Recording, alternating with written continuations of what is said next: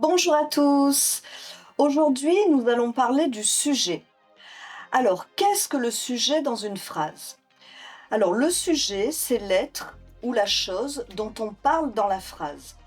Le plus souvent, c'est lui qui fait l'action qui est exprimée par le verbe ou qui se trouve dans l'état exprimé par le verbe. Alors, on va prendre deux exemples.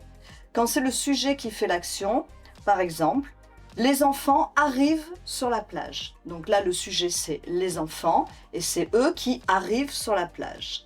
Donc là, le sujet fait l'action. Quand il se trouve dans l'état exprimé par le verbe, on va dire la mer est calme. La mer, elle est calme, elle ne fait rien, elle subit en fait. Elle est exprimée par le verbe, mais il n'y a pas d'action, elle ne bouge pas, voilà, elle est calme. Vous avez aussi le mot rester, le verbe sembler, le verbe paraître, qui font que les sujets sont exprimés par le verbe, mais ne font pas l'action. Ensuite, le sujet a des natures variées. Ça peut être un nom, ça peut être un groupe nominal, ça peut être un verbe à l'infinitif, ça peut être un groupe verbal à l'infinitif, ça peut être un pronom. Alors, on va prendre des exemples. Alors, par exemple, si je vous dis « l'enfant marche sur le trottoir », vous le voyez écrit, le sujet, ça va être « l'enfant ». Donc ça, c'est le sujet, c'est un nom. Ensuite, quand il est groupe nominal, le petit et gentil enfant marche sur le trottoir. Donc vous voyez que celui qui fait l'action, c'est l'enfant, mais il est petit et gentil. Donc le groupe nominal, ça va être le petit et gentil enfant. Ça va être le sujet et il va être sujet groupe nominal. Ensuite, quand c'est un pronom, c'est quand vous dites « il marche sur le trottoir » ou « je marche sur le trottoir », vous remplacez le sujet par un pronom. Je, tu, il, nous, vous, il, tous les pronoms que vous avez appris. Donc là, c'est le sujet pronom. Ensuite, le sujet peut être un verbe à l'infinitif. Vous pouvez dire « marcher est amusant ». Donc là, le sujet, c'est marcher. Qu'est-ce qui est amusant? C'est le fait de marcher. Donc là, le sujet, c'est un verbe à l'infinitif. Marcher est amusant. Ensuite, ça peut être un groupe verbal à l'infinitif. Vous pouvez dire « marcher rapidement est amusant ». Donc, qu'est-ce qui est amusant? Marcher rapidement. Donc là, le groupe verbal, ça sera le sujet « marcher rapidement ». Alors, le plus souvent, le sujet est placé avant le verbe, mais il arrive parfois qu'il soit placé après. Par exemple, à l'horizon se forment de gros nuages. Alors, où est le sujet dans cette phrase? À l'horizon se forment de gros nuages.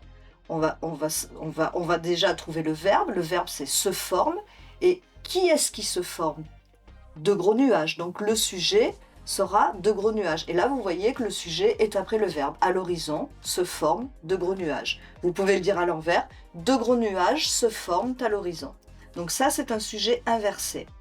Et le verbe, pour finir, s'accorde en nombre et en genre de la personne, avec les pronoms, qu'ils soient singuliers, pluriels, avec je, tu, il, nous, vous, il. Le verbe va s'accorder à chaque fois avec le sujet. Aujourd'hui, nous allons voir l'attribut du sujet. Alors, qu'est-ce que l'attribut du sujet? En fait, l'attribut du sujet exprime une qualité ou une caractéristique attribuée au sujet par l'intermédiaire d'un verbe. Alors, ça vous paraît peut-être un peu compliqué, mais on va prendre un exemple et vous allez comprendre ce que c'est. Donc, si je vous dis « la marraine de Cendrillon était une fée », donc le verbe c'est « était », le sujet c'est « la marraine de Cendrillon », et qu'est-ce qu'elle était la marraine de Cendrillon? Elle était une fée. Donc, l'attribut du sujet c'est « une fée » par l'intermédiaire du verbe « était ». L'attribut du sujet est un constituant essentiel du groupe verbal. La phrase ne veut rien dire si on l'enlève. Vous ne pouvez pas dire « la marraine de Cendrillon était ». Était quoi? Ça ne veut rien dire, on attend une suite. Donc l'attribut du sujet, c'est absolument nécessaire dans une phrase. Les verbes attributifs sont le plus souvent des verbes d'état, c'est-à-dire être, sembler, paraître, des verbes où il n'y a pas d'action. Alors, je vais vous prendre des exemples. Et je vais vous montrer que l'attribut du sujet peut être un adjectif, un nom, un groupe nominal, un pronom, un infinitif et un groupe infinitif. Donc si je vous dis la phrase « Je suis rigolote », j'espère. Donc je suis rigolote, le verbe c'est « suis ». Donc c'est le verbe « être ». Conjugué avec « je », c'est « je suis ». Donc je c'est le sujet, « suis » c'est le verbe et « rigolote » c'est l'attribut du sujet. Donc c'est absolument indispensable. Je ne peux pas vous dire « je suis ». Vous allez me dire « d'accord, mais vous êtes quoi ?» Donc « je suis rigolote », l'attribut du sujet, c'est rigolote. On peut dire aussi « je semble triste ». L'attribut du sujet, c'est triste. Vous voyez, c'est conjugué avec le verbe « sembler », c'est un verbe d'état. Je parais triste. C'est pareil, paraît, c'est un verbe d'état. Donc là, c'est quand l'attribut du sujet est un adjectif. Après, l'attribut du sujet peut être un nom. Je suis une professeure. Je, c'est le sujet. Suis, c'est le verbe d'état, c'est le verbe être. Une professeure, c'est le nom. Ça peut être un groupe nominal aussi, l'attribut du sujet. Je peux vous dire, je suis une professeure de grammaire. Donc, je, c'est le sujet. Suis, c'est le verbe être, conjugué. Et une professeure de grammaire, c'est l'attribut du sujet, mais c'est un groupe nominal parce qu'il y a plusieurs mots. Une professeure de grammaire. Ensuite, ça peut être un pronom. Si je vous dis « je suis moi », ben oui, je suis moi. Ben là, dans ce cas-là, l'attribut du sujet, c'est moi.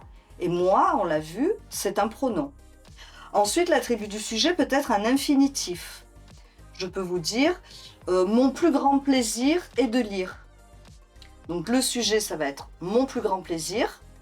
Le verbe, c'est « est » et l'attribut du sujet, « de lire ».